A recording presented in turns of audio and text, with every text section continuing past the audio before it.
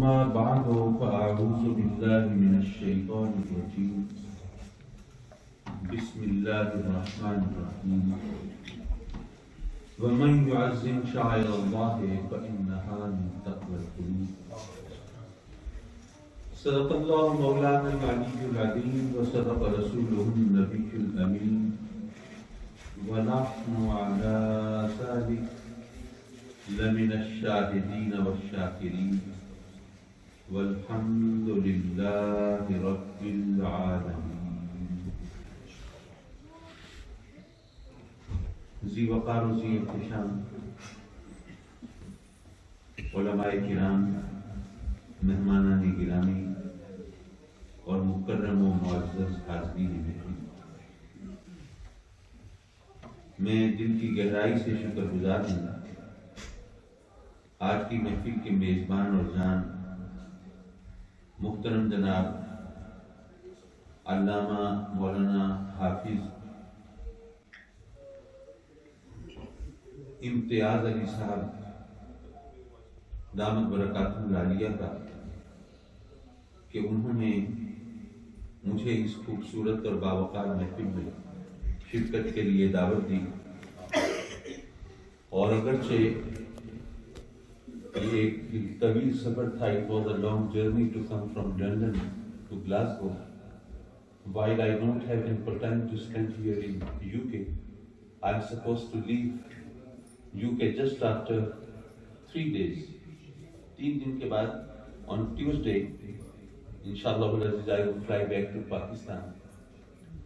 تو ایسے میں یہاں آنا ذرا مشکل تو تھا، لیکن میں نے سوچا کہ گلاسگو میں لاسٹ وزٹ میں بھی نہیں آ سکا تھا، تو آنکھ اوجھل پہاڑ اوجھل والا معاملہ ہوتا ہے، تو اگر میں یہاں پہ حاضری دے دوں تو کم از کم دوستوں سے ایک تجدید ملاقات ہو جائے گی، اور اللہ کرے گا انشاءاللہ اچھا وقت گزرے گا، اور شاید کہیں کوئی بھلائی کا کوئی پہلو، کوئی اچھائی کی کوئی صورت کسی کے ذہن میں اگر کوئی مکڑی نے جالے بنے ہوئے ہوں تو شاید اس کو صاف کرنے کا موقع مل جائے، کوئی اعتراضات ہوں تو جواب دینے کی صورت بن جائے، کہیں کوئی شکوک و شبہات ہوں تو ان کو ازالے کا کوئی راستہ بن جائے.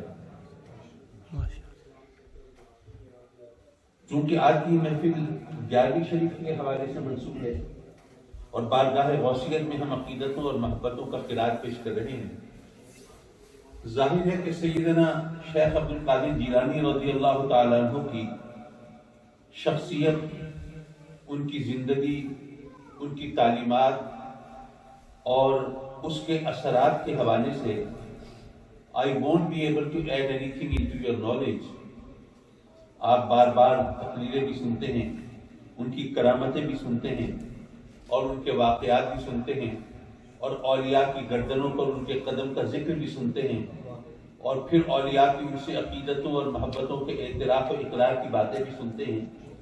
تو یہ سنی سنائی باتیں، اس کی ریپیٹیشن، تو وہ سوائے تکرار اور اعادہ اس کے کچھ حاصل نہیں ہوتا. تو میں چاہوں گا کہ کچھ باتیں کچھ ایسے زاویوں سے جو شاید پہلے نہ کہی گئی ہوں آپ کی خدمت میں عرض کروں، اور اس سے شاید آپ کے لیے کوئی دلچسپی کی بات بنے. اور یہ میں پہلے عرض کرتا چلوں کہ یہ ٹھیک ہے کہ میں دیکھ رہا ہوں کہ some youngsters are also present here in my audience, but I don't have good command on English so that I won't be able to express myself up to my satisfaction. کہ میں خود مطمئن ہوں کہ ہاں جی میں نے جو کچھ کہا وہ صحیح طرح کہا، تو in a straight language. So inshallah I will try to punctuate my speech with occasional English words and phrases just to make you understand. لیکن mainly میں اردو میں اپنی بات کروں گا تاکہ مجھے بھی اطمینان ہو کہ جو میں کہنا چاہتا تھا وہ آپ تک کہہ سکا. دیکھیے، ہم اہل سنت ہیں، ہم کرامتوں کو مانتے ہیں اور اس کے لوگ کو ہم جسٹیفائی بھی کرتے ہیں. وہ کوئی ایسی چیز نہیں ہے جس کا انکار کیا جا سکے. میں ایک بہت سیدھی سادی سی بات سے میں آپ کو سمجھاؤں. Man is composed of body and soul both. Only soul or only body cannot be claimed as human being. اکیلا جسم یا روح تو انسان نہیں کہلائے گی. جسم اور روح کے ملاپ سے انسان بنتا ہے.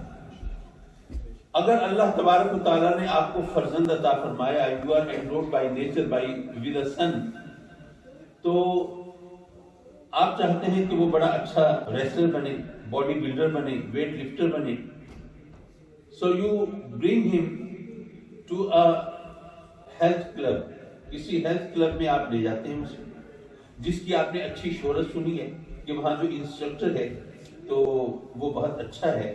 آپ اس کے پاس جاتے ہیں اور کہتے ہیں کہ جی یہ میرا بیٹا ہے, یہ آپ کے حوالے ہے, آپ اس کی کو ٹریننگ دیں اور مہربانی کریں اس کو ایک بڑا اچھا باڈی بلڈر اور ویٹ لفٹر اور ریسلر بنا دیں.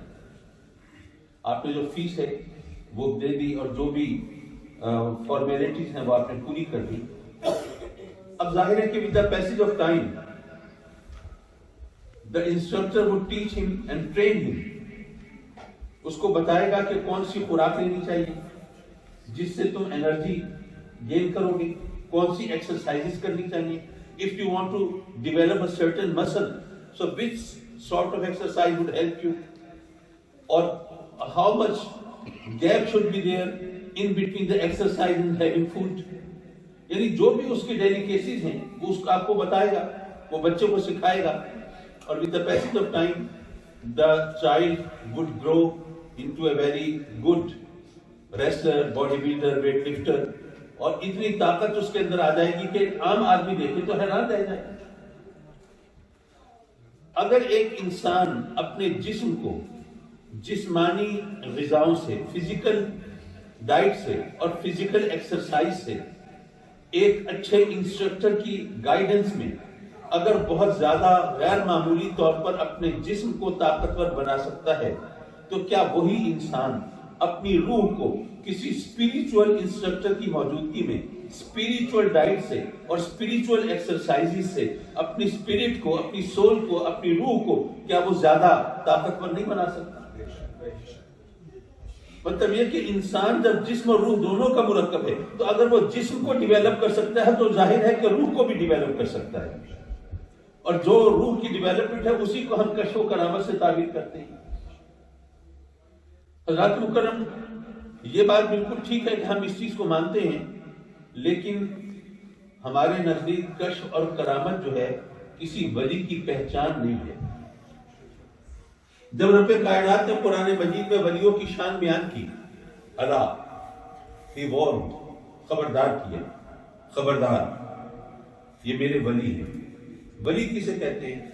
ابھی آپ کو اس محفل میں یقیناً بتایا ہوگا کہ ولی کا مطلب ہے دوست, ولی کا مطلب ہے محبوب, ولی کا مطلب ہے مقرب. تو جو اللہ کا دوست ہو, جو اللہ کا محبوب ہو, جو اللہ کا مقرب ہو, وہ کیسا ہونا چاہیے آپ خود سمجھ سکتے ہیں. تو قرآن نے کہا کہ جو اللہ کے ولی ہیں, جو اللہ کے محبوب ہیں, اللہ کے دوست ہیں, اللہ کے مقرب ہیں, اے لوگوں خبردار ہو جاؤ, ان کو کوئی خوف نہیں, کوئی غم نہیں. تو یہ بات سمجھ میں آتی ہے کہ جو اللہ کا دوست ہوگا اس کے خوف اور غم اس کے قریب کیسے پٹک سکتے ہیں؟ وہ تو ظاہر ہے کہ ان سے بے نیاز ہوگا. لیکن میرے ذہن میں ایک خلش پیدا ہوئی, ایک سوال پیدا ہوا کہ مولا وہ تیرے دوست ہیں, تیرے محبوب ہیں, ان کو خوف اور غم سے محفوظ ہونا ہی چاہیے. یہاں پر تو خدا ہے, رب کائنات ہے, تمام جہانوں کا خالق و مالک ہے, اور کلمہ کن سے اس تمام یونیورس کو پیدا کرنے والا ہے. لیکن یہاں پر تو ایک پولیس آفیسر ہو, اس کا کوئی دوست ہو, اس کو کوئی خوف اور غم نہیں ہوتا. تو تیرے دوستوں کی کیا بات ہے؟ لیکن سوال یہ ہے کہ اس میں ہمیں خبردار کرنے کی کیا ضرورت ہے؟ آپ سوچئے, آپ کو کوئی بندہ آ کے کہے کہ جی آپ کا فلاں جو نیبر ہے, جو پڑوسی ہے, تو اس کو کوئی خوف نہیں, کوئی غم نہیں, آپ ذرا ہوشیار ہو جائیں. آپ کہیں کہ بھئی اگر اس کو کوئی خوف اور غم نہیں تو وہ خوش رہے اپنے گھر میں, ہم نے اسے کوئی پنگا نہیں لیا ہوا, کوئی دشمنی نہیں ہے, کوئی مخالفت نہیں ہے. اگر وہ اپنے گھر میں خوش ہے تو خوش رہے, ہم کوئی جلنے والے نہیں, حسد کرنے والے نہیں. ہمیں خبردار کیوں کر رہے ہو؟ تو مولا اگر تیرے ولیوں کو کوئی خوف اور غم نہیں تو اس میں ہمیں خبردار کرنے کی ضرورت کیا ہے؟ میں اس کو آپ ایک مثال کے ذریعے سمجھ سکتے ہیں کہ دیکھیے آج کل تو کوئی پرائم منسٹر, چیف منسٹر جا رہا ہو تو there are lot of vehicles having equipment جو اس کو پائلٹ کر رہے ہوتے ہیں اور سائرن بجا رہے ہوتے ہیں، الارم بج رہے ہوتے ہیں، شور مچا ہوا ہوتا ہے اور دور سے پتہ چل جاتا ہے کہ کوئی مصیبت آ رہی ہے۔ لیکن پرانے زمانے میں تو ایسا نہیں تھا۔ پرانے زمانے میں اگر بادشاہ نے آنا ہوتا تھا تو کیا ہوتا تھا؟ ہو سکتا ہے کہ آپ نے قصوں میں، کہانیوں میں، ناولز میں پڑھا ہو، یا اگر اللہ نے توفیق دی ہو تو شاید فلموں میں یا ڈراموں میں دیکھا ہو کہ اس وقت ایسا ہوتا تھا کہ کوئی ہیرلڈ ہوتا تھا، نقیب ہوتا تھا، تو آواز لگاتا تھا، با ادب، ہوشیار، شہنشاہ وقت، جلوہ فگر ہونے والے۔ فرض کرے پرانا زمانہ ہے، بادشاہ کی سواری آنے والی ہے، وہ ہیرلڈ، وہ نقیب آواز لگا رہا ہے، نگاہ روبرو، با ادب، با ملاحظہ، ہوشیار، خبردار، ذل الہی، شہنشاہ وقت، جہاں پناہ عالم، جلوہ فگر ہونے والے۔ فرض کریں کوئی بندہ گیا اس نقیب کے پاس، ایک بادشاہ آ رہا ہے نا، کوئی چور ڈاکو تو نہیں آ رہا کہ ہم دکانیں بند کر کے اپنا مال چھپا کے بھاگ جائیں، کوئی خونی قاتل دہشت گرد تو نہیں آ رہا کہ ہم اپنی جانیں بچانے کی کوشش کریں۔ ایک بادشاہ آ رہا ہے، بادشاہ تو رعایا کی جان و مال کا محافظ ہوتا ہے، پھر کیوں خبردار کر رہے ہو؟ پرانے زمانے میں بادشاہ ایسے ہی ہوتے ہیں۔ اگر آج آپ کو اس بات سمجھ نہ آ رہی ہو تو اس کے لیے معذرت۔ اگر کسی نے سوال کیا ہوگا ہیرلڈ سے، نقیب سے، کہ ہاں بھئی یہ بادشاہ آ رہا ہے تو ہمیں خبردار کیوں کر رہے ہو، وہ تو رعایا کی جان و مال کا محافظ ہے، تو اس نے جواب دیا ہوگا کہ بے وقوف، تمہیں خبردار اس لیے نہیں کر رہے کہ کوئی چور ڈاکو یا کوئی قاتل خونی دہشت گرد آ رہا ہے، جان مال بچانے کی فکر کرو، نہیں، ارے تمہیں خبردار اس لیے کر رہے ہیں کہ شہنشاہ وقت کی سواری آ رہی ہے، اگر تمہیں خبر نہ ہوئی، تمہیں پتہ نہ چلا، تم لا علمی میں تم کہیں اس کے قہر و غضب کا نشانہ نہ بن جاؤ، ہو سکتا ہے تمہاری زبان سے کوئی ایسا جملہ نکل آئے، تم سے کوئی ایسی حرکت سرزد ہو جائے، تم ایسا کوئی کام کر بیٹھو کہ تم خامخواہ بادشاہ کے قہر و غضب کا نشانہ بن جاؤ، اس لیے خبردار کر رہے ہیں کہ بادشاہ کی سواری آ رہی ہے، ذرا اپنی زبان پر، اپنی نگاہ پر، اپنی حرکات و سکنات پر ذرا قابو رکھنا، کہیں بادشاہ کے قہر و غضب کو دعوت نہ دے بیٹھنا۔ بلا تشبیہ و بلا تمثیل عرض کروں گا کہ رب کائنات بھی اپنے بندوں کو خبردار کرتا ہے، میرے بندوں خبردار ہو جاؤ، یہ میرے ولی ہیں، یہ تو میری پناہ میں ہے، میری امان میں ہے، یہ خوف اور غم سے محفوظ ہے، لیکن تم نے اگر اپنی لاعلمی میں، بے خبری میں، اپنی حماقت سے ان کو دکھ دینے کی کوشش کی یا ان کو ڈرانے کی جسارت کی تو تمہارا حشر کیا ہوگا، اس سے خبردار ہو جاؤ۔ اور ذرا اس بات کو ایک اور اینگل سے بھی دیکھیے، دیکھیے خوف اور غم یہ دونوں ایک ہی چیز ہے، فرق ہے تو صرف زمانے کا ہے۔ آنے والا زمانہ ہو تو خوف ہوتا ہے اور گزرا ہوا زمانہ ہو تو اس کا غم ہوتا ہے۔ بھائی الیکشن ہونے والے ہیں، جو پارٹیسپینٹس ہیں ان کو خوف ہے کہ کہیں ہار نہ جائیں، لیکن اگر الیکشن ہو چکے ہیں تو جو ہار گئے ان کو غم ہے کہ ہار گئے۔ اگر امتحان ہونے والے ہیں تو امتحان دینے والوں کو خوف ہے کہ کہیں فیل نہ ہو جائیں، اور اگر امتحان ہو چکے ہیں تو جو فیل ہوئے ہیں ان کو غم ہے کہ ہم فیل ہو گئے۔ چیز ایک ہی ہے، فرق صرف زمانے کا ہے۔ آنے والے فیوچر کی بات ہو تو خوف، پاس کی بات ہو تو غم۔ اللہ فرماتا ہے میرے ولیوں کو نہ کوئی خوف ہے نہ کوئی غم۔ اگر اس بات کو میں اپنے لفظوں میں بیان کرنا چاہوں تو میں یوں عرض کرنے کی جسارت کروں گا کہ رب کائنات نے گویا یہ فرمایا کہ اے میرے بندو، یہ میرے ولی ہیں، یہ خوف اور غم سے محفوظ ہیں، یہ میری پناہ میں ہے، میری امان میں ہے، لیکن اگر تم نے ان کو خوف زدہ کرنے کی کوشش کی، تم نے ان کو ڈرانے کی جسارت کی، یہ تو میری پناہ میں ہے، یہ تو خوف سے اور غم سے محفوظ رہیں گے، لیکن تمہارا حشر کیا ہوگا؟ یہ میرے ولی وہ ہیں جن کا زمانہ کچھ نہیں بگاڑ سکتے، تمہاری اوقات کیا ہے؟ ذرا اپنے حال سے ذرا خبردار اور ہوشیار رہو۔ جب ولیوں کی یہ شان بیان ہوئی تو ظاہر ہے کہ صحابہ کرام نے آقا کریم سے پوچھا کہ سرکار جب ولی کی شان ہے تو ذرا بتائیں کہ ہم کیسے پہچانیں گے، ان کی پہچان کیا ہے، شناخت کیا ہے؟ میرے آقا کریم نے فرمایا الذین اذا رؤوا ذکر اللہ، اللہ کے ولی وہ ہیں جن کو دیکھنے سے اللہ یاد آ جاتا ہے۔ اچھا ویسے آج کل ذرا مسئلہ ہو گیا ہے، لوگوں کو میک اپ کرنے کا فن آ گیا ہے۔ ایسا ہوا کہ میں سندھ میں، Sindh is a province of Pakistan, definitely the kids would have heard of it also. So I was visiting a very famous shrine. I'm not going to name that, क्योंकि मैं कोई ग़ीबत का पहलू नहीं चाहता, लेकिन जिन साहब का जिक्र हो रहा है मुझे अंदाजा है कि वो नेक बंदे हैं और उनके बारे में कोई गलत राय नहीं, लेकिन सिर्फ बात समझाने के लिए वाक़या हुआ, तो simply I am going to repeat that. तो मैं उनकी खिदमत में हाजिर हुआ, तो बड़ी शफ़क़त फरमाते हैं मेरे बुजुर्गों के सदक़े में, वो बड़ी मेहरबानी करते हैं। तो उन्होंने मुझे अपने हुजरे ख़ास में बिठाया, गपशप में लग गए। तो जो उनका ख़ास खलीफा था वो थोड़ी देर के बाद दरवाजे के आगे आता, हाथ बांध के खड़ा होता, फिर चला जाता। मैंने उनसे पूछा, हज़रत इसको क्या तकलीफ है? कहने लगे दरअसल कुछ लोगों को बुलाया था, उनको टाइम दिया था, ये उनकी याद करा रहा है। मैंने कहा अच्छा, तो ऐसा कोई मामला है तो आप पहले भी लाए उनसे, मैं भी बैठा हूँ, कोई बात नहीं, मेरे पास टाइम है। उनका ठीक है, you are going to allow me, then I just meet them first and then I will attend you afterwards.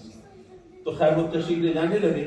तो गर्मी का मौसम था, तो जाने से पहले उन्होंने अलमारी खोली, उसमें से कोई क्रीम निकाली और लगाई। तो अगर ये सर्दी का मौसम होता तो I would think it might be a moisturising cream, skin dry हो जाती है, कुछ हो जाता है, लेकिन it was very hot there in Pakistan. You would have heard that it is so hot there and specially in Sindh, ये तो बहुत ज्यादा गर्मी होती है। तो मैंने उनसे पूछा, हज़रत खैरियत से है, कोई एलर्जी वगैरह तो नहीं, कोई प्रॉब्लम तो नहीं, आप कोई क्रीम लगा रहे हैं, क्या है ये? कहते नहीं काजू साहब, दरअसल वो मुरीद आते हैं ना, तो वो दरअसल पीर के चेहरे पे नूर उतरता हुआ देखना चाहते हैं। उन्होंने जो कुछ किया वो अपनी जगह पे, लेकिन ये कि मुझे पता है कि वो लोगों को धोखा नहीं देना चाहते थे और वो नेक आदमी है। लेकिन बहरहाल जब लोगों को चेहरे पर नूर वो मेकअप के सहारे उतरता नजर आए, वो इसलिए कि वो नूर को पहचानते नहीं ना। भाई हम सैयदना बिलाल हबशी को देखें तो हमें तो उसमें नूर नजर नहीं आए, क्योंकि हम वो साइट नहीं रखते, हमारे पास वो नजर नहीं है, वो निगाह नहीं है, हमारे अंदर नूर को देखने की वो सलाहियत नहीं है। हम तो देखेंगे काला रंग है, वो आपकी है, बात खत्म हो गई। लेकिन असल में नूर क्या होता है ये तो वही देख सकते हैं जिनको अल्लाह तबारक व तआला ने वो विजन और वो बिसारत और वो बसीरत अता फरमाई हो। लेकिन बहरहाल अब ऐसी सूरत थी, तो अब कैसे पहचाने अल्लाह के वली को? हजरत बायजीद बुस्तामी रज़ी अल्लाह तआला अन्हु का एक बड़ा ईमान अफरोज कौल है। वो फरमाते हैं कि अल्लाह को पहचानना आसान है, अल्लाह के वली को पहचानना मुश्किल है। अच्छा मुमकिन है कोई साहब कहें कि लो जी ये सुन्नी हजरात को देखो, इन्होंने वलियों को अल्लाह से बढ़ा दिया, अल्लाह को पहचानना आसान, वली को पहचानना मुश्किल। मैंने कहा नहीं, जरा इसको समझने की कोशिश कीजिए। देखिए आप हजरात तशरीफ फरमा है, अगर मैं आपसे कहूँ कि भाई जरा देखिए यहाँ पे कोई सिंध का बंदा बैठा है, तो आप देख के नहीं पहचान सकेंगे।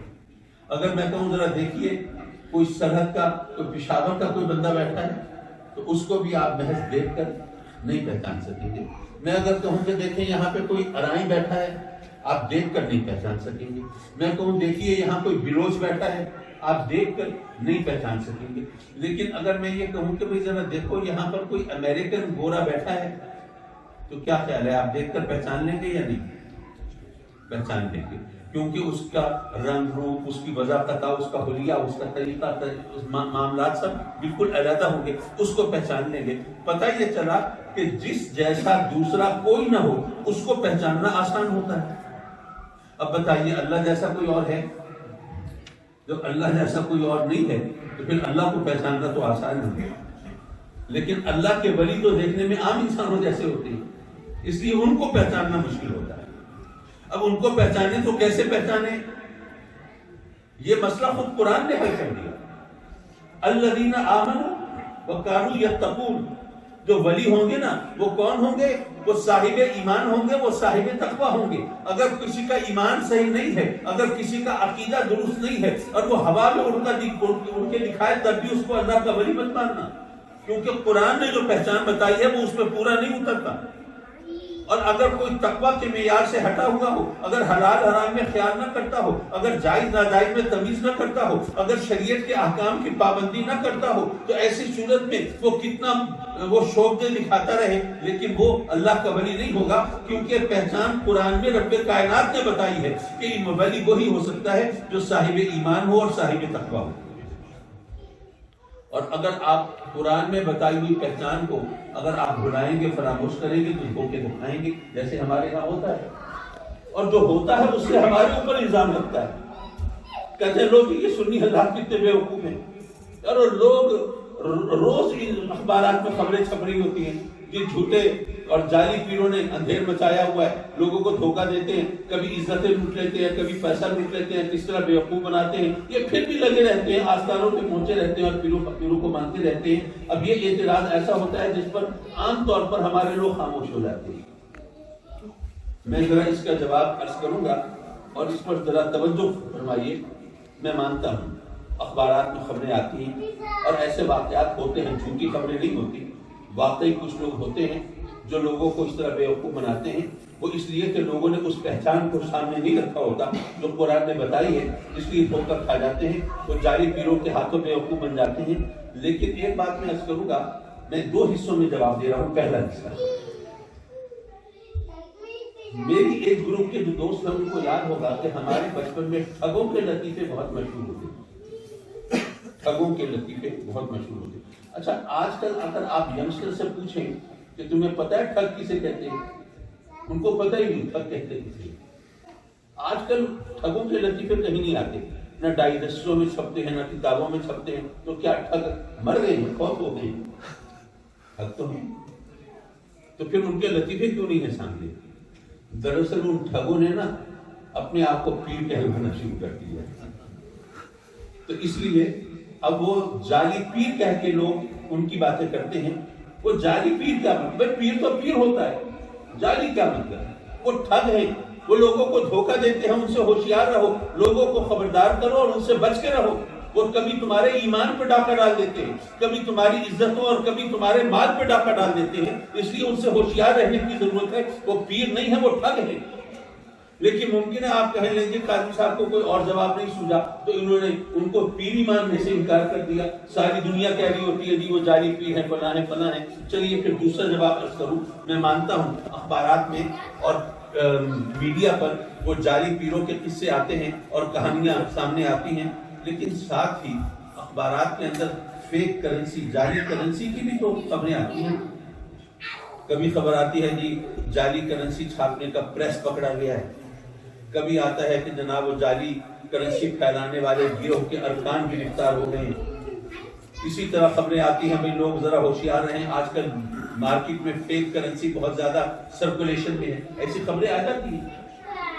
اب ایسی کوئی خبر آئے تو کیا کبھی کسی نے منع کرنے کی کوشش کیا بھئی ذرا خیال رکھنا آج کل فیک کرنسی بہت چل رہی ہے تو اس لیے نوٹوں کا لین دین بند کر دو؟ کبھی کسی نے کہا نہیں. ہر ایک یہ کہتا ہے کہ بھائی ذرا خیال کرنا, آج کل یہ فیک کرنسی بہت چل رہی ہے تو ذرا آنکھیں کھلی رکھنا, ذرا کھوٹے کھڑے کی اصلی نقلی کی پہچان رکھنا, کسی چکر میں نہ آ جاؤ. یارو اگر فیک کرنسی کی خبر آئے تو کوئی نہیں کہتا کہ نوٹوں کا لین دین بند کر دو, ہر ایک یہ کہتا ہے کہ آنکھیں کھلی رکھو. تو میں بھی عرض کروں گا اگر جعلی پیروں کی بات آتی ہے تو یہ کیوں کہتے ہو کہ پیروں سے تعلق بند کر دو؟ یہ کیوں نہیں کہتے کہ آنکھیں کھلی رکھو, اصلی اور نقلی کی پہچان پیدا کرو؟ کہیں غلط لوگوں کے چکر میں آ کے کہیں عزتوں سے ہاتھ نہ دھو بیٹھو, کہیں مال نہ لٹوا بیٹھو, کہیں اپنے ایمان کو عقیدے کو خراب نہ کر بیٹھو. بلکہ ایک اور انداز سے میں سمجھاؤں تو شاید اور زیادہ آسانی سے بات سمجھ میں آ جائے. مجھے یاد ہے یہ بات ہے تقریباً some 13-14 years back when there was no currency note of 5,000 rupees. 5,000 کا کرنسی نوٹ ابھی ایشو نہیں ہوا تھا. آپ کو یاد ہوگا پرویز مشرف کے دور میں first time government of Pakistan نے with the approval of State Bank of Pakistan it was issued there in Pakistan. یہ کوئی 14 years back کی بات ہے.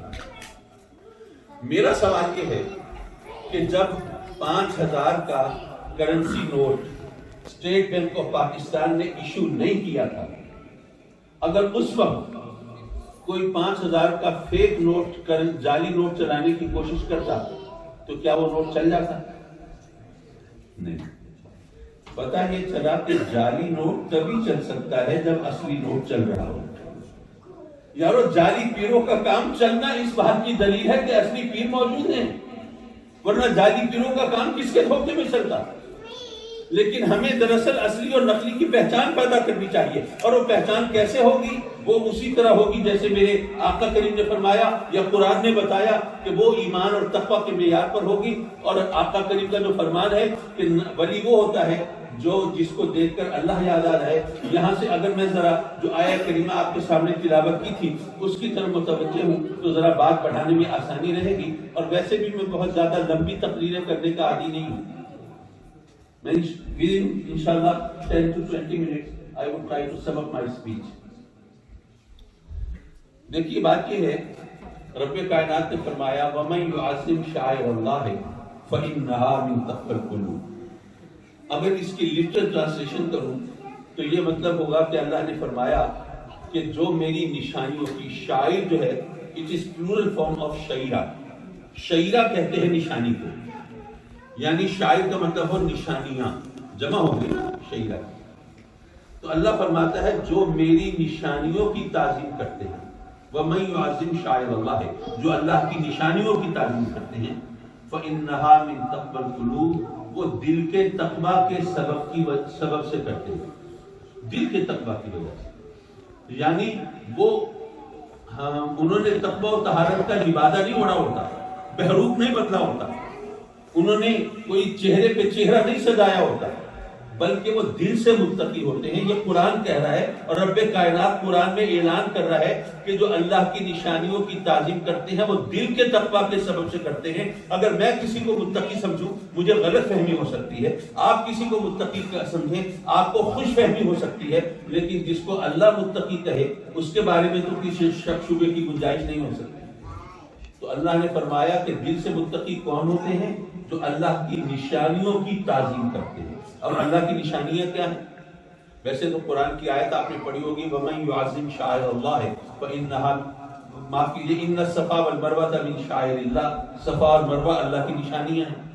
پتہ یہ چلا کہ اللہ کی نشانیاں کبھی مقامات کی صورت میں ہوتی ہیں، صفا مروہ مقام ہے نا، دو پہاڑیاں ہیں، تو ان کو اللہ نے اپنی نشانی قرار دیا۔ کبھی اللہ کی نشانیاں مسجد حرام ہے، مسجد اقصی ہے، مسجد نبوی ہے، اسی طرح دیگر مساجد ہیں یا مقابر اولیاء ہیں، یہ اللہ کی نشانیاں ہیں۔ اللہ فرماتا ہے جو میری نشانیوں کی تعظیم کرے وہ دل سے متقی ہوتے ہیں۔ دیکھیے نا، اب یہ مسجد ہے، پہلے ایک چرچ تھی، اب یہ مسجد ہے۔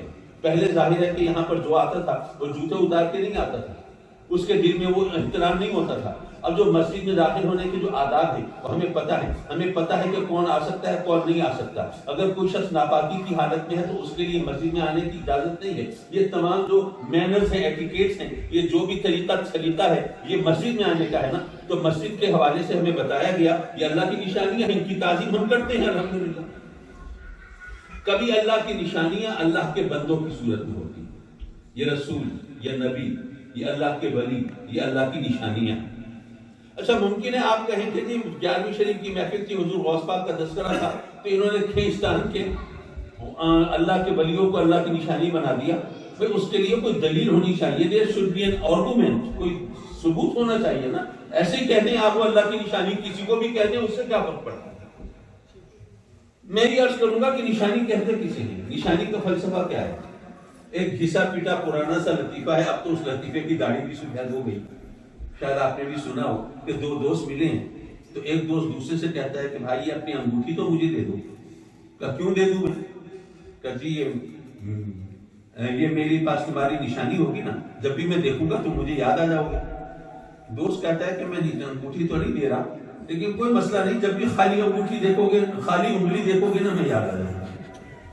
نشانی وہ ہوتی ہے جس کو دیکھ کر نشانی والا یاد آ جائے۔ یہ نشانی کی یوں کہیے ڈیفینیشن ہے، یہ اس کی تعریف ہے۔ نشانی کہتے اس کو ہیں کہ جس کو دیکھ کر کوئی یاد آ جائے، جس کے وہ نشانی ہے وہ یاد آ جائے۔ ہمیں کہتے ہیں لوگ کہ یہ اپنے والد غزالی زماں کی نشانی ہے۔ اچھا یہاں ذرا یہ بھی بتا دوں، اب غزالی زماں ایک مشکل سے لفظ ہے، اب آپ نے سن لیا پتہ نہیں چل رہا ہے یہ کیا بلا ہے، تو یہ میں عرض کرتے چلوں غزالی زماں means Ghazali of his time. He was given this title not by his disciples or by his students. No, this title was given to him by Hazrat Muhaddis Kachhauchwi. رضی اللہ تعالیٰ عنہ، جو علماء جانتے ہیں میں نے کس ہستی کا ذکر کیا ہے، تو وہ بزرگ میں، مرتبے میں، مقام میں، عمر میں، ہر لحاظ سے وہ زیادہ تھے، انہوں نے ٹائٹل دیا تھا۔ بہرحال باپ کی جب بات کو نکل گئی، میں یہ عرض کر رہا تھا کہ مجھے لوگ کہیں کہ یہ اپنے باپ کی نشانی ہے، کیوں؟ اس لیے وہ کہتے ہیں آپ کو دیکھ کر آپ کے والد یاد آ جاتے ہیں، تو نشانی اس کو کہتے ہیں جس کو دیکھ کر نشانی والا یاد آ جائے۔ اور آقا کریم سے جب پوچھا گیا کہ جناب یہ ولی کی پہچان کیا ہے، آپ نے فرمایا ولی وہ ہوتا ہے جس کو دیکھ کر اللہ یاد آ جائے۔ تو پتہ یہ چلا کہ اب یہ میرے کہنے کی بات نہیں ہے، یہ میرا اپنا کوئی انالیسس نہیں ہے، یہ حدیث سے ثابت ہو رہا ہے کہ جو ولی ہے وہ اللہ کی نشانیاں ہوتے ہیں۔ اب حدیث سے ثابت ہوا کہ ولی اللہ کی نشانی، اور قرآن سے ثابت ہوا کہ جو اللہ کی نشانیوں کی تعظیم کرے، اللہ گواہی دے رہا ہے وہ دل سے متقی ہوتے ہیں۔ اور یہاں پر ایک ڈیلیکیٹ بات ہے، اس کو ذرا سمجھیے، اللہ نے جو گواہی دی ہے نا وہ دل سے متقی ہوتے ہیں۔ کون؟ ولیوں کے بارے میں نہیں، ولیوں کی تعظیم کرنے والوں کے بارے میں، جو ولیوں کی تعظیم کرتے ہیں ان کے بارے میں۔ ہمارے ہاں تو یہ عالم ہے کہ لوگ کہتے ہیں جناب یہ تعظیم جو ہے اللہ کے سوا کسی اور کی کرنا جائز ہی نہیں ہے، وہ اللہ ہے، وہ بزرگ و برتر ہے، وہ خالق و مالک ہے، تو بس اس کی تعظیم کرو، کسی اور کی تعظیم کرو گے مشرک ہو جاؤ گے۔ اللہ قرآن میں کہتا ہے جو میری نشانیوں کی تعظیم کرتے ہیں وہ دل سے متقی ہوتے ہیں، اللہ ان کے دل سے متقی ہونے کی گواہی دے رہا ہے۔ اور یہاں پر اگر میں کوشش کروں، مجھے نہیں پتا، دیکھیے ویسے تو ہمارے جو مقررین اور خطبہ ہوتے ہیں نا ان کے پاس ایک فن ہوتا ہے، وہ سبحان اللہ کہلواتے ہیں، آپ کو جگاتے ہیں، اپنے ساتھ فکر کے سفر میں ساتھ لے کے چلتے ہیں۔ لیکن میں اس ٹیلنٹ سے خالی ہوں، مجھے یہ فن نہیں آتا، لیکن مجھے لیے اتنی بات کافی ہوتی ہے کہ آپ کے چہرے اور آپ کی نگاہیں بتاتے رہیں کہ میں بھینس کے آگے بھی نہیں بجا رہا اور پتھر سے سر نہیں پھوڑ رہا۔ نعرہ تکبیر، اللہ نعرہ تکبیر، اللہ اکبر، نعرہ رسالہ، یا رسول اللہ، نعرہ حیدری، یا علی، نعرہ غوثیہ، یا رسول اللہ۔ حضرات مکرم، تعظیم کا فلسفہ ذرا یہ سمجھنے کی کوشش کیجیے، ذرا مشکل سی بات ہے لیکن میں اس کو ذرا آسان کرنے کی کوشش کروں گا۔ یاد رکھیے کہ تعظیم صورت کی ہوتی ہے، بے صورت کی نہیں ہوتی۔ آپ کہیں گے یہ عجیب بات کر دی، کچھ پڑھنے نہیں پڑا، اوپر سے گزر گئی بات، صورت بے صورت، یہ کیا فلسفہ چھانٹا آپ نے؟ میں ذرا اس کو سمجھانے کی کوشش کرتا ہوں۔ دیکھیے اب آج کل کے حالات تو کچھ اور ہوتے ہیں، اب ٹوائلٹس ماشاءاللہ ایسے بنے ہوتے ہیں کہ وہاں کوئی گستاخی کرنے کو جی نہیں چاہتا، لیکن پرانے زمانے میں جس طرح ہوتے تھے اس پس منظر میں علماء جانتے ہیں کہ یہ فقہ کا مسئلہ ہے کہ اگر کوئی قرآن مجید کو معاذ اللہ کوئی بیت الخلاء میں اٹھا کر لے جائے تو وہ کلام قدیم کی توہین کر رہا ہے، قرآن مجید کی شان میں اس نے گستاخی کی، اس کو ایسی ناپاک جگہ، غلیظ جگہ پہ اٹھا کے لے گیا ہے۔ تو ایسا شخص جو کلمہ پڑھے، مسلمان کہلائے اپنے آپ کو، اور اللہ کے کلام کی، کلام قدیم کی توہین کرے، پھر اس کے لیے کچھ سزا تو لازم ہوگی۔ تو اس کے لیے فقہا نے کہا کہ وہ واجب القتل ہے، اس کی سزا یہ ہے کہ اس کو قتل کر دیا جائے۔ جو کلمہ پڑھ کے اللہ کے کلام کی توہین کرے اس کو جینے کا حق کیسے ہو سکتا ہے؟ ظاہر ہے کہ ہم مسلمان قرآن مجید کی جتنی تعظیم کرتے ہیں آپ کو اندازہ ہے۔ ہمیں تو یاد ہے بچپن میں قرآن مجید کی طرف پیٹ کرنا بھی یہ گناہ سمجھا جاتا تھا ہمارے ہاں۔ اب ٹھیک ہے، اب ذرا تھوڑا سا ماڈرن ہو گئے لوگ، یہ علیحدہ بات ہے، لیکن بہرحال قرآن کی تعظیم تو ہوتی ہے۔ اب یہ بتائیے کہ ایک حافظ کے سینے میں بھی تو قرآن ہے، اب وہ ٹوائلٹ جا رہا ہو اس کو کوئی بھی نہیں روکتا، کیوں؟ اس لیے کہ حافظ کے سینے میں جو قرآن ہے اس کی کوئی صورت نہیں ہے، اور جو قرآن اٹھا کر لے جایا گیا تھا وہ کتابی صورت ہے قرآن کی، وہ قرآن کی کتابی صورت ہے۔ لیکن جو حافظ کے سینے میں قرآن ہے اس کی کوئی شیپ نہیں، کوئی شکل نہیں، کوئی صورت نہیں، کوئی ویٹ نہیں، کوئی اس کے حجم نہیں ہے، کوئی وہ تو بے صورت ہے، اور تعظیم صورت کی ہوتی ہے، بے صورت کی نہیں۔ اب یہ بتاؤ اللہ کی کوئی صورت ہے؟ وہ شکل سے، صورت سے، نقش و نگار سے، چہرے میرے سے، لب و رخسار سے پاک ہے، ان تمام چیزوں سے بالاتر ہے۔ اب جب وہ ان تمام چیزوں سے بالاتر ہے، رنگ روپ نہیں ہے، کوئی شکل نہیں ہے، کوئی صورت نہیں ہے، کوئی جسامت نہیں ہے، کوئی ماہیت نہیں ہے، کوئی کیفیت نہیں ہے، ان تمام چیزوں سے ماورا ہے، تو اس کی تعظیم کیسے کرے؟ تعظیم صورت کی ہوتی ہے، بے صورت کی نہیں ہوتی۔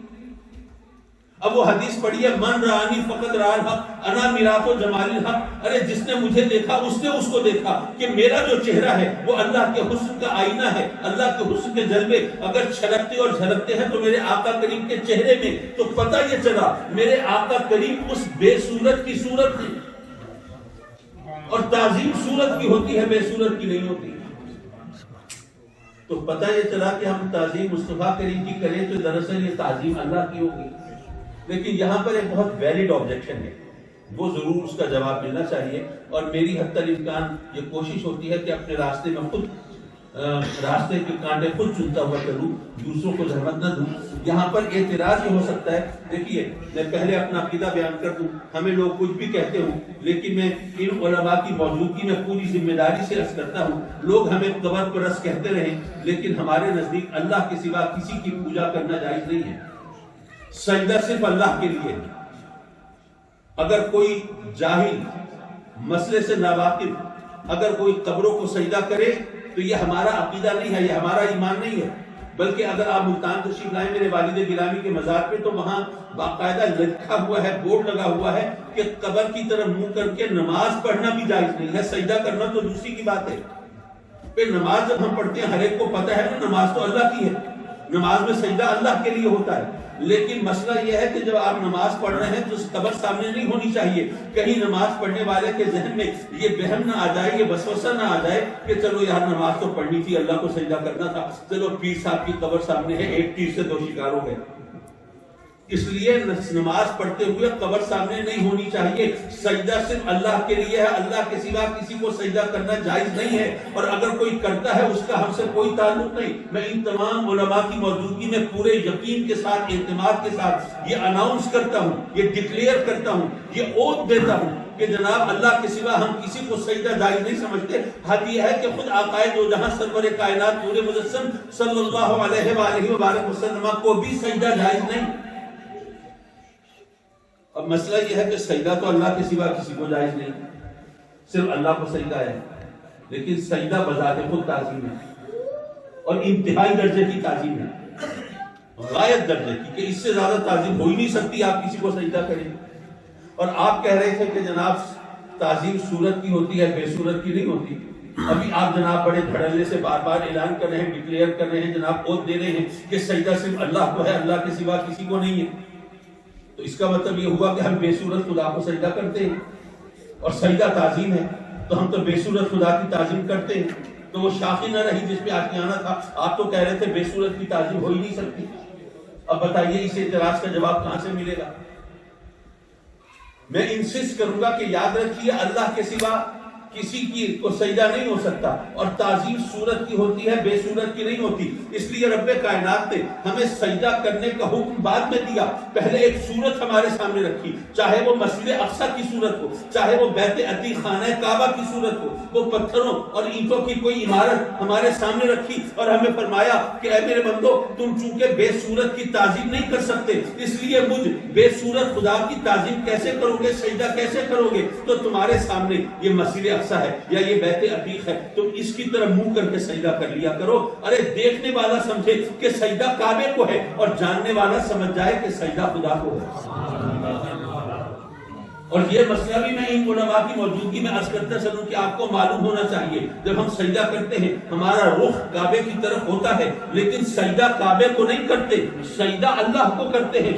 جو کعبہ ہے وہ مسجود لہو نہیں ہے، مسجود الہ ہے، یعنی کعبے کی طرف منہ کر کے سجدہ کیا جاتا ہے، کعبے کو سجدہ نہیں کیا جاتا۔ اگر کبھی نماز پڑھتے ہوئے آپ عمرے پہ گئے ہوئے ہیں، حرم کعبہ میں ہیں، کعبہ آپ کے سامنے ہے، سجدہ کرتے ہوئے معاذ اللہ اگر یہ خیال کریں کہ ہم سجدہ کعبے کو کر رہے ہیں، یہ بھی شرک ہے، انسان دائرہ اسلام سے خارج ہو جاتا ہے۔ تو چونکہ سجدہ صورت تعظیم صورت کی ہو سکتی ہے، بے صورت کی نہیں ہو سکتی، اس لیے رب کائنات نے پہلے ہمارے سامنے صورت رکھی، بعد میں سجدہ کرنے کا حکم دیا۔ حضرات مکرم یہ بات تو اپنی جگہ، لیکن یہ میں ذرا عرض کرتا چلوں، ماشاءاللہ ایک تو مجھے بہت جلدی دیر ہو جاتی ہے، کچھ پتہ نہیں چلتا وقت گزرتے، لیکن میرا خیال ہے کہ آپ لوگ جو not habitual of sitting on floor, تو ایسے میں یقیناً آپ تھوڑے سے ڈسٹرب ہوں گے، لیکن میں چند منٹ اور لے لوں آپ سے، اور پھر اس کے بعد اپنی گفتگو کو اختتام پہنچاؤں۔ دیکھیے کرامت ولی کی پہچان نہیں ہے، لیکن ہم کرامتوں کو مانتے ہیں۔ آج کل لوگ مذاق اڑاتے ہیں کہ جی وہ غوث پاک کی کرامتیں بیان کرتے ہیں، حضور خواجہ غریب نواز کی کرامتیں بیان کرتے ہیں، تو آج کل کیا ولی نہیں ہے تو ان کی کرامتیں دکھائیں نا۔ میں عرض کروں گا، پہلی بات تو یہ ہے، میرے اپنے گھر کی بات بتاؤں، اب میرے والد گرامی تشریف فرما ہے اور بتا رہے ہیں کہ نبی کے لیے یہ لازم ہے کہ وہ اپنے آپ کو ظاہر کرے۔ بھائی اپنے آپ کے بارے میں بتائے گا نا میں اللہ کا نبی ہوں، تبھی تو لوگ کلمہ پڑھیں گے۔ نبی پر لازم ہے وہ اپنے آپ کو ظاہر کرے، اپنے بارے میں بتائے کہ اللہ نے مجھے نبوت عطا فرمائی ہے، میں اللہ کا نبی ہوں، تاکہ لوگ ان کے نام کا کلمہ پڑھ سکیں، ان کو مان سکیں اور اس طرح دائرہ اسلام میں داخل ہو سکیں۔ لیکن جو ولی ہے اس کے لیے بہتر ہے کہ وہ اپنے آپ کو چھپائے۔ اگر وہ چھپائے گا نہیں، اگر وہ ظاہر کرے گا اپنے آپ کو، تو ظاہر ہے کہ لوگ تو اس کے پیچھے پڑ جائیں گے، پھر وہ اس کو عبادت کرنے کا موقع نہیں ملے گا، رب سے دعا لگانے کا موقع نہیں ملے گا، اس کے اوپر جو فرائض و واجبات ہیں اور جو بھی اس کے لیے احکام ہے شریعت کے، ان کی تکمیل کا موقع نہیں ملے گا۔ اس لیے ولی کے لیے بہتر ہے کہ وہ اپنے آپ کو چھپائے، اور نبی پر لازم ہے کہ وہ اپنے آپ کو ظاہر کرے۔ تو جب ولی کے لیے بہتر یہ ہے وہ اپنے آپ کو چھپائے، تو پھر ولی کے لیے کیا ضروری ہے کہ وہ اپنی کرامتوں کو ظاہر کرے؟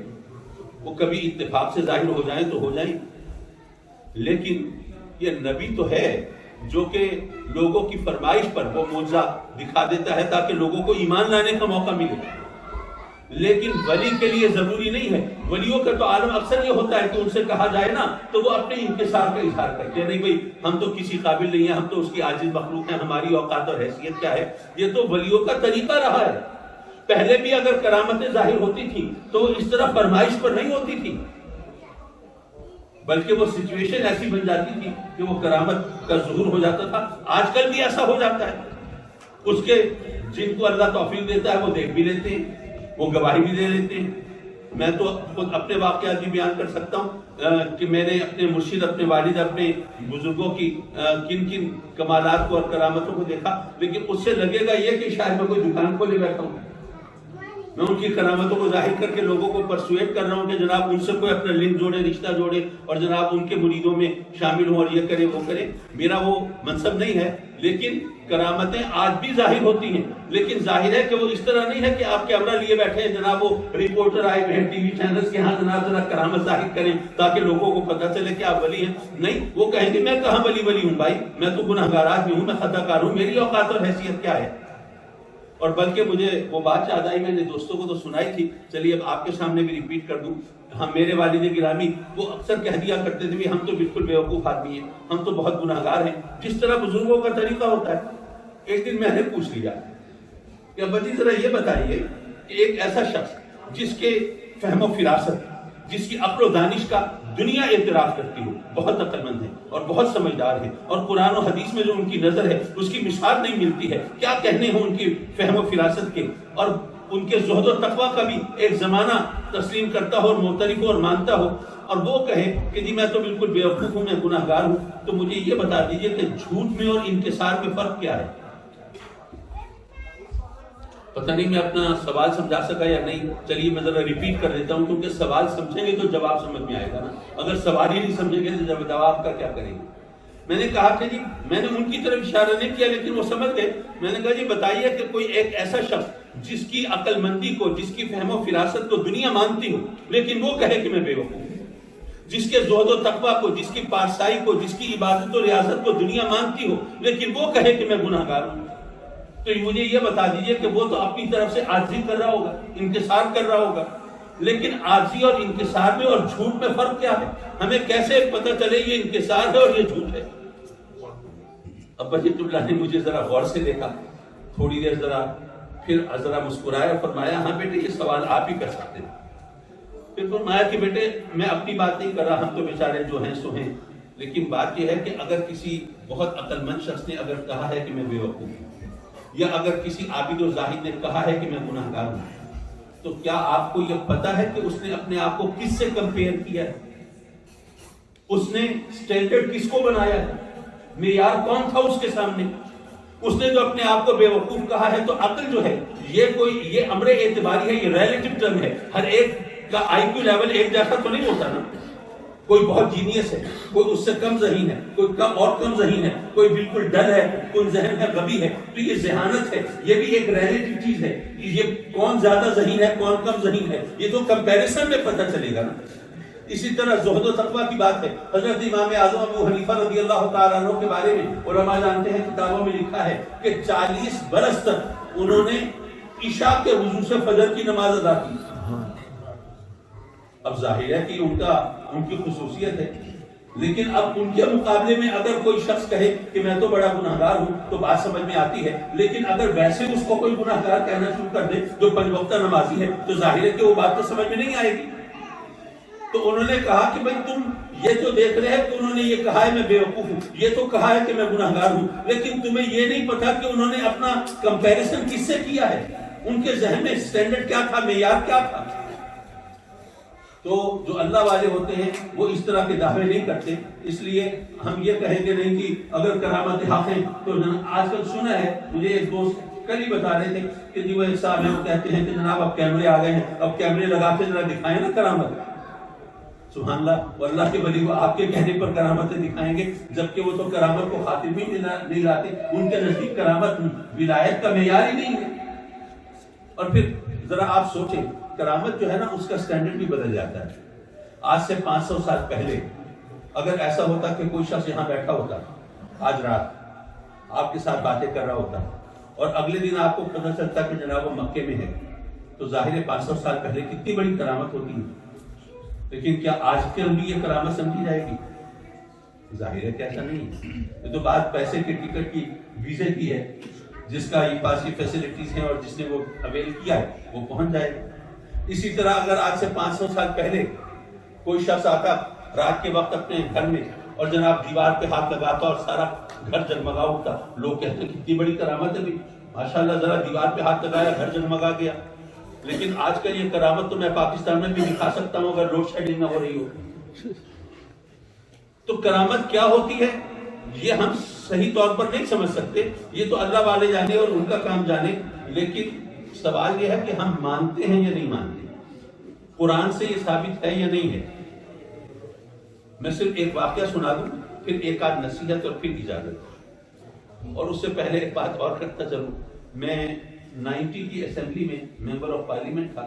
اس وقت ہمارے ایک دوست تھے میاں عبدالستار لالے کا، یہ بہاول نگر کے علاقے کے رہنے والے، ماشاءاللہ بڑے جسیم رحیم شہیم آدمی تھے.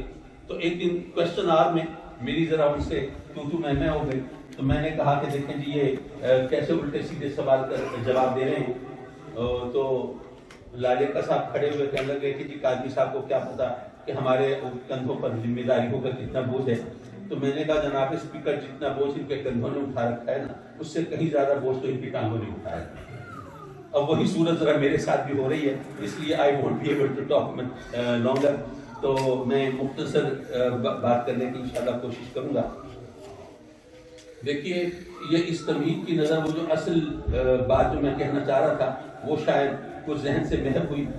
میں یہ عرض کر رہا تھا کہ جو کرامت ہے اس کا معیار کیا ہے. ہم یہ سمجھتے ہیں کہ نہیں جناب یہ بس یہ کام جو لوگوں کی لوگ بڑا حیرت انگیز سمجھتے ہیں وہ کرامت ہے. نہیں، بزرگوں کے واقعات سے پتہ چلتا ہے. غالباً حضرت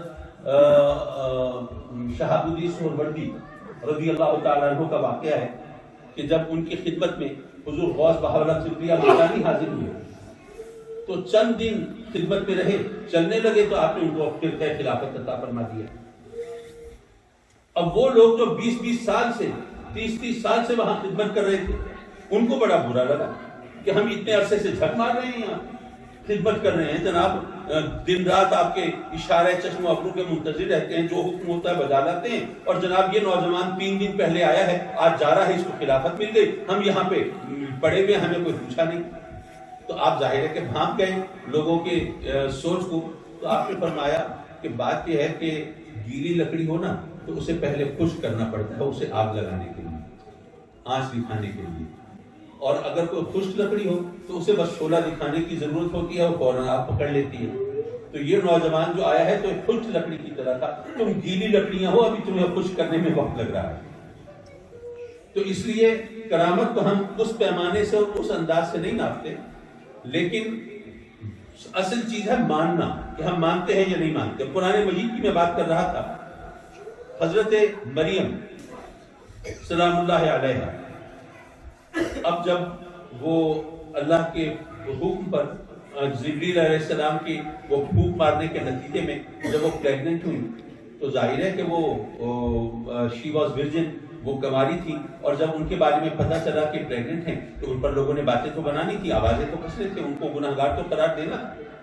اب وہ اس حالت میں اپنی بستی سے نکل گئی، اب جناب چل رہی ہیں، ابھی کم سن ہیں، ٹین ایجر ہیں، ارلی ٹین ایجر ہیں، اور ایسے میں اب وہ کچھ کھایا نہیں ہے، کچھ پیا نہیں ہے، چل رہی ہیں، اور پھر ذہن پہ صدمہ بھی ہے کہ میرے گھر والے، میری بستی والے، انہوں نے مجھے کیا سمجھا ہے اور میرا تو کوئی قصور بھی نہیں ہے۔ بے قصور آدمی پر الزام لگے تو اور زیادہ دکھ ہوتا ہے۔ اب وہ اسی کیفیت میں اپنی کمزوری اور ناتوانی میں وہ چلتے چلتے کہیں ایک جگہ کھجور کی لکڑی کا سوکھا ہوا درخت ہے، کھجور کا سوکھا ہوا درخت ہے، اس سے ٹیک لگا کے بیٹھ گئی ہے۔ اب وہ بھوک بھی ہے، پیاس بھی ہے، کمزوری بھی ہے، ناتوانی بھی ہے، غم بھی ہے، رنج و الم کی کیفیت بھی ہے۔ ایسے میں ان کو اللہ کی طرف سے یوں کہیے کہ الہام ہوتا ہے کہ تم ایسا کرو کہ جو درخت ہے اس کو ذرا پکڑ کے ہلاؤ۔ اب جب وہ کھجور کے سوکھے ہوئے درخت کو پکڑ کے ہلاتی ہیں تو وہ تر و تازہ ہو جاتا ہے، اس پہ پھل لگ جاتا ہے، اور پھل لگ کے پک بھی جاتا ہے، اور پک کے وہ آپ کے ہلانے سے وہ گرتا بھی ہے، اور آپ کی جھولی وہ کھجوروں سے، تازہ پکی ہوئی کھجوروں سے بھر جاتی ہے، اور آپ وہ کھجوروں سے اپنی بھوک بھی مٹا لیتی ہیں، اور وہاں پہ پانی رہتا ہے اور اس سے پیاس بھی بجھا لیتی ہیں۔ یہ سب کام کس نے کیا؟ اللہ نے کیا، ظاہر ہے اسی کی قدرت ہے۔ تو جب اللہ نے کرنا تھا تو پھر حضرت مریم کو کہنے کی کیا ضرورت تھی کہ یہ درخت پکڑو، اس کو ہلاؤ؟ اور ویسے بھی آپ سوچئے آپ پہ کوئی بڑا اسٹرانگ ینگ مین ہو اور اس سے کہا جائے کہ یہ سوکھا ہوا درخت ہے، اس کو ہلاؤ، وہ ہلا سکے گا کوئی؟ ظاہر ہے کہ کوئی درخت سوکھا ہوا وہ ہلانے کی ہمیں سے کسی کے اندر بھی طاقت نہیں ہوگی۔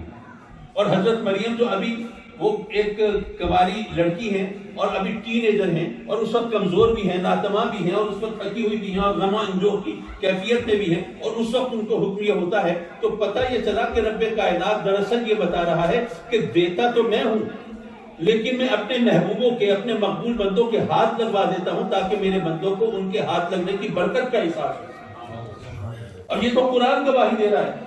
اب وہاں پر تو کیمرے نہیں تھے، اب آپ کہہ دیجیے جی وہ کیمرے نہیں تھے، جی سب بکواس ہے، ہم نہیں مانتے، یہ کہہ کر تو آپ موضوع کا بھی انکار کر سکتے ہیں۔ بلکہ ایک بات میں کہوں، آج میں نے وہاں مسجد خضرا میں تقریر کرتے ہوئے اتفاق سے کہی تھی، میں اس کو ذرا مختصر ترین لفظوں میں کہنا چاہوں گا۔ I was haunted by the apprehension perhaps these are the fabricated stories، یہ سب من گھڑت داستانیں ہیں۔ جناب چاند دو ٹکڑے ہو گیا، سورج الٹے پاؤں پھر گیا، جناب پتھروں نے کلمہ پڑھ لیا، جناب جانور سجدہ ریز ہو رہے ہیں، یہ کیا ہے؟ اگر واقعی ایسا ہوا ہوتا تو کون ہوتا جو نبوت کا انکار کرتا، اور کون ہوتا جو آقا کریم کا کلمہ پڑھنے سے باز رہ سکتا؟ دیکھیے نا، کسی کے اشارے سے چاند دو ٹکڑے ہو جائے تو دیکھنے والے پھر وہ تو they are compelled to believe، وہ تو مجبور ہوں گے نا ماننے پہ۔ تو پھر کیا بات بنی؟ پھر کافروں نے کیوں نہیں مانا؟ تو میرے ذہن میں بھی یہ اندیشہ ہوا، میں سوچنے لگا، اس کا جواب تو خیر مجھے مل گیا۔ وہ اس طرح پہلا جواب تو یہ ملا کہ چلے حدیث کے بارے میں تو آپ کہہ سکتے ہیں کہ جی کسی نے من گھڑت حدیثیں بنا لی ہوں گی اور جناب عقیدت و محبتوں سے داستانیں تراش لی ہوں گی، لیکن قرآن تو ریویل بک ہے نا، وہ تو ڈیوائن بک ہے، اس کے اندر تو کوئی اس طرح من گھڑت چیزیں نہیں ہو سکتی۔ تو جو قرآن نے بتایا کہ حضرت عیسیٰ علیہ السلام نے مٹی کی مورتی میں پھونک ماری، وہ اڑتا ہوا پرندہ بن گئی، مردوں کو قم کہا باذن اللہ تو وہ جناب اٹھ کر کھڑے ہو گئے۔ تو یہ کوئی معمولی موجے تھے؟ تو کیا جن کے سامنے یہ کام ہوا کیا سب مسلمان ہو گئے تھے؟ کیا سب نے کلمہ پڑھ لیا تھا؟ نہیں۔ تو اب قرآن کا انکار تو نہیں کر سکتے، تو پھر کلمہ کیسے نہیں پڑھا؟ پتہ یہ چلا کہ جب تک اللہ کی طرف سے ہدایت نہ ملے نا، اس وقت تک کلمہ نصیب نہیں ہوتا۔ وہ مشہور واقعہ، مشہور حدیث علماء نے نہ جانے کتنی بار سنی بھی ہوگی، سنائی بھی ہوگی، اور آپ نے بھی بارہ سنی ہوگی کہ ابو جہل کہتا ہے بارگاہ رسالت میں کہ اگر واقعی اللہ کے نبی ہے بتائیے میری مٹھی میں کیا ہے؟ آپ گویا یہ فرماتے ہیں کہ اگر میں نے بتا دیا تیری مٹھی میں کیا ہے تو تو بہانہ بنائے گا کہ آپ نے دیکھ لیا ہوگا، کسی نے بتا دیا ہوگا، بس اتفاق سے تکا لگ گیا آپ کا۔ اگر میں نے بتایا تیری مٹھی میں کیا ہے تجھے بہانہ بنانے کا موقع مل جائے گا، لیکن جو کچھ تیری مٹھی میں ہے اگر وہ بتا دے کہ میں کون ہوں، پھر پتھروں نے کلمہ پڑھا ہے۔ اب یہ حدیث آپ سب نے سنی بھی ہوئی ہے، سنائی بھی ہوئی ہے، لیکن کبھی اس طرف توجہ ہوئی آپ کی کہ کیسا عجیب و غریب مرحلہ ہے؟ ذرا دیکھیے تو صحیح، ابو جہل کوئی عام آدمی نہیں ہے، عرب کے سرداروں کے اندر بھی بڑا نامور سردار ہے، بڑا پرومیننٹ فگر ہے، دنیا اس کو مانتی ہے۔ اب ابو جہل جیسا شخص کھڑا ہے، جیتا جاگتا انسان، ابو جہل بڑا سردار کھڑا ہے، اور اس کی مٹھی میں پتھر کلمہ پڑھ رہے ہیں، لیکن ابو جہل کو کلمہ نصیب نہیں ہوتا۔ پتہ یہ چلا اللہ کی طرف سے توفیق ملے گی تبھی کلمہ پڑھیں گے، ورنہ نہیں پڑھ سکتے۔ لیکن وہ سوال اپنی جگہ برقرار رہا کہ جناب اتنی بڑی بڑی نشانیاں دیکھ کے کوئی انکار کیسے کر سکتا ہے؟ تو یارو قرآن و حدیث نے بتایا ہے نا کہ وہ جو انکار کرتے تھے وہ کیا کہتے تھے؟ وہ کہتے معجزے دیکھتے تھے، تسلیم کرتے تھے، لیکن کہتے تھے معجزہ نہیں ہے، یہ رسالت کا ثبوت نہیں ہے، یہ نبوت کی دلیل نہیں ہے، یہ تو جادو ہے۔ معاذ اللہ معاذ اللہ معاذ اللہ، آقا کریم صلی اللہ علیہ وسلم پر وہ جادوگر ہونے کی تہمت لگاتے تھے، اور میرے آقا کریم کو جادوگر کہنا کتنی بڑی گستاخی ہے، کتنی بڑی جسارت ہے، آپ جانتے ہیں۔ لیکن اس کا ایک اور پہلو بھی ہے، رب کائنات نے میرے اور آپ کے نبی کو وہ شان وہ عظمت عطا فرمائی ہے کہ اگر کوئی منکر ہو، کوئی معترض ہو، میرے آقا کریم کی عظمت کا انکار کرے اور کوئی اعتراض کرے اور معاذ اللہ ٹھٹھا کرے، مذاق کرے، تو اس کا انکار، اس کا اعتراض، اس کا مذاق وہ بھی میرے آقا کریم کی عظمت کی دلیل بن جاتا ہے۔ وہ کیسے؟ آپ اسی واقعے کو دیکھیے، اسی بات کو جو میں آپ کے سامنے کہہ رہا ہوں اسی کو دیکھیے۔ اب کافر جو ہیں آپ کے معجزوں کا انکار کر رہے ہیں، نہیں یہ جادو ہے، یہ نبی نہیں ہے، یہ تو معاذ اللہ جادوگر ہے۔ لیکن اس کا ایک اسپیکٹ اور ہے، اس کو سمجھیے۔ اگر آپ کسی شخص کے بارے میں کہیں کہ بہت بڑا جادوگر ہے، تو اس کا مطلب یہ ہے کہ آپ لوگوں کو یہ بتا رہے ہیں کہ اس شخص کے پاس کوئی ایسی طاقت ہے جو دوسروں کے پاس نہیں ہے، تبھی تو وہ جادوگر کہیں گے نا۔ اگر یہ نہیں مانتے تو جادوگر کہنے کا کوئی مطلب ہی نہیں ہے۔ یار وہ کافر ہے، وہ مشرک ہے، وہ منافق ہے، وہ میرے آقا کریم کے منکر ہیں، وہ دشمن ہیں، لیکن وہ گویا یہ اعلان کر رہے ہیں کہ اے لوگوں ہم ان کی نبوت کو تو نہیں مانتے، ان کا کلمہ تو نہیں پڑھتے، لیکن یہ مانتے ہیں کہ ان کے پاس ایسی طاقت ضرور ہے جو دوسروں کے پاس نہیں ہوتی۔ یار وہ کافر ہو کے مانتے تھے، اور ہم مسلمان ہو کے اگر انکار کر دیں تو بتائیے ایسے کلمے کا اچار ڈالنا ہے کچھ کیا؟ تو کہنے کا مطلب یہ تھا کہ تمام چیزیں ایسی ہیں کہ آپ کس زاویے سے دیکھتے ہیں، لیکن یہ زاویہ آپ پر کہاں سے کھلیں گے؟ مجھے یقین ہے آپ میں سے بہت سے دوست ایسے ہوں گے جن کو میری باتوں سے کچھ نہ کچھ روشنی ضرور ملی ہوگی، کم از کم فوڈ فار تھاٹ تو ملی ہوگی۔ اگر ان کے نظریات کچھ اور ہوں، وہ فوراً چینج نہ بھی ہوئے ہوں، تو کم از کم ان کو راستہ ضرور نظر آیا ہوگا، لیکن کیسے نظر آیا ہوگا؟ یہ سڑک پر چلتے ہوئے تو نظر نہیں آ سکتا، یا اپنے گھر میں بیٹھ کر یا کسی اور محفل میں یا ہوٹلز میں کلبز میں جا کر تو نظر نہیں آ سکتا۔ یہ تو تبھی ہوگا نا جب آپ کسی اسلامک سینٹر میں آئیں گے، مسجد میں آئیں گے، ان کو آباد کریں گے، اور وہاں پر کوئی اللہ والے ہوں گے، کوئی دین کی سمجھ رکھنے والے ہوں گے، آپ کی صحیح رہنمائی کریں گے اور آپ کو بتائیں گے، قرآن اور حدیث کی صحیح سمجھ آپ کے اندر پیدا کریں گے، تو تبھی آپ کو یہ راستے ملیں گے نا۔ تو اس حوالے سے میں مولانا امتیاز علی صاحب کا شکر گزار ہوں کہ انہوں نے یہاں پر یہ سینٹر کھولا ہے، مسجد بنائی ہے۔ یہ اٹ واز چرچ، لیکن اب اللہ کے فضل و کرم سے مسجد ہے، اور انشاءاللہ آپ یہاں آتے رہیں گے، روشنی ملتی رہے گی، راستے کھلتے رہیں گے، اللہ کی رحمتوں کے نزول کے بہانے بنتے رہیں گے۔ وآخر دعوانا ان الحمدللہ۔